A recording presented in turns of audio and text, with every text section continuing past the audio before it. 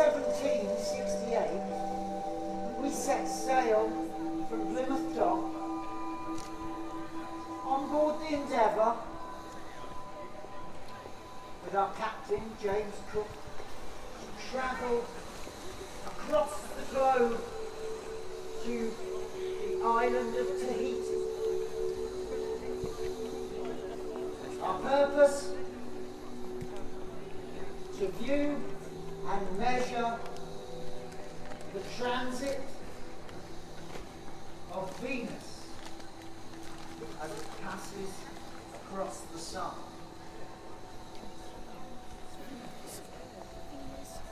When the planets align, Venus, the sun and the earth, Venus is seen as a small black dot that passes across the sun.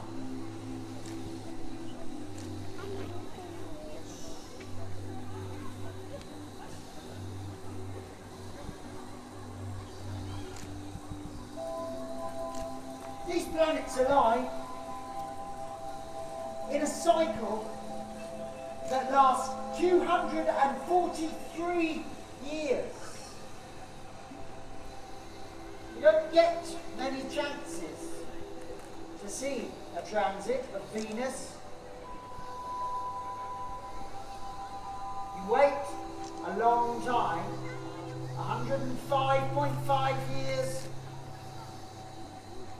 Then there's a transit. Then there's another in 8 years. Then you wait 121.5 years. And then 2 more come at once. Like buses, really.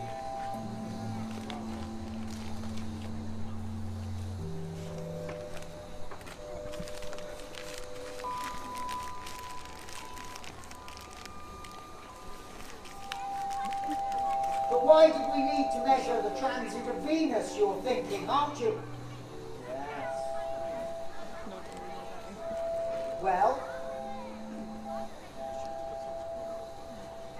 in 1733,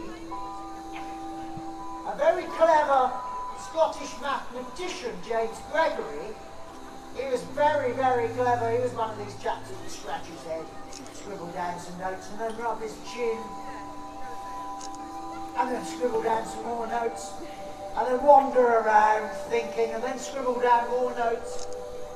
And then he'd look at these scribbles, and what he worked out was that you could work out the astronomical unit using the transit of Venus and the solar parallax. Obvious. We're looking a bit blank. I'm not surprised. What on earth did that mean? Well, let me break some of it down. The astronomical unit is the distance between the sun and the earth. Even earlier, in 1619, Johannes Kepler, another very, very clever man, he calculated the relative distance of all of the planets that were known in the solar system. He worked out how far each planet was from the sun relative to the distance from the Earth to the sun. So he calculated that Mercury was approximately 1/3 of the distance between the Earth and the sun. He calculated that Venus was 3/4 of the distance between the Earth and the sun. He calculated that Mars was away over there. Mars was 1.5 times the distance from the sun to the Earth, somewhere around here. You're passing Mars, madam. The next planet, Jupiter, was away over here 5.2 times the distance from the sun to the earth, further than where I was there, right inside the church, probably inside that wonderful moon that's inside of the church. That's a crazy concept, isn't it? The idea that Jupiter is inside a moon, inside a church.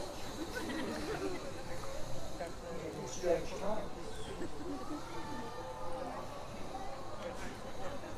The last of the known planets at the time, in 1619, was the next planet after Jupiter, which is, of course, Uranus.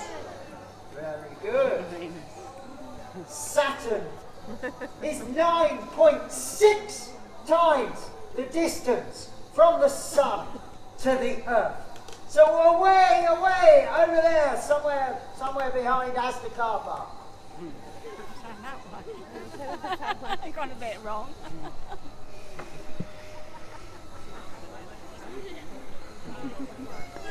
Tahiti, when we arrived, was just the most miraculous place. The flora, the fauna, all of it unknown to us. A completely new world, with peoples and customs that we had never seen before. Joseph Banks, a man from this town, he was our chief botanist, and he took it upon himself to leave no stone unturned in his investigations of the local people and their customs and culture. And I leave no stone unturned.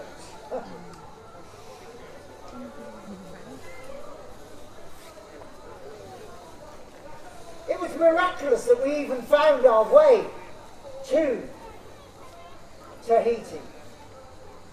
For we were travelling halfway across this huge globe to find a tiny point of an island way out in the South Pacific. And we were very limited in our knowledge of understanding longitude. Although we were aided on this occasion by a newly found idea of naval masculines, of the nautical almanac, which, used in conjunction with the sextant, meant we could calculate where we were based on the stars, but much more accurately than previously known. So we were able to find our way to Tahiti without too much going amiss.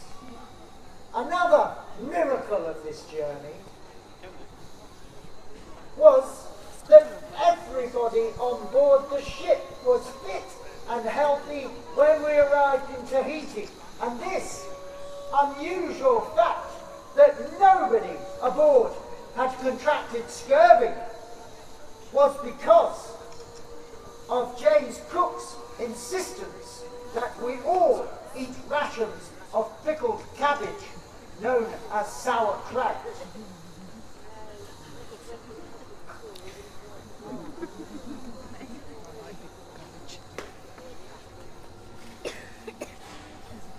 But why did you travel to Tahiti to see the transit of Venus, I hear you cry? Why? Good.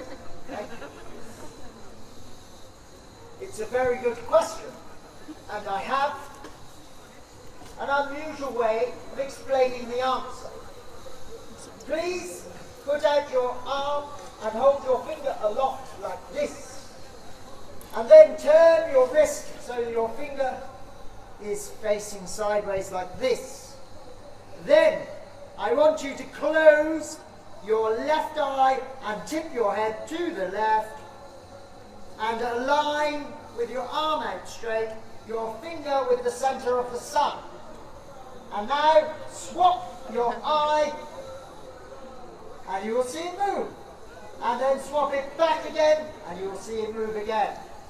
If you think your top eye is in the north and your bottom eye is in the south, what we have here is the view looking at Venus viewed onto the sun from the north of the Earth and from the south of the Earth. In the north, this line will travel down, and the little dot that is Venus against the sun will be low on the level of the sun. And from the south, from Tahiti, the view of the dot is much higher in the line of the sun. By timing very precisely the transits across the sun from different points on the globe, from Newfoundland, from Siberia, and from Tahiti. What we are left with and what we can feed to the mathematicians are two huge triangles travelling across space, passing through the point of Venus. And these triangles can be used by mathematicians to work out the exact distance between the Earth and the Sun in miles precisely. And following on from that, you can extrapolate out, using Kepler's laws, the actual distances in miles of every planet in the known solar system. That's why we travel to Tahiti, to view the transit of Venus.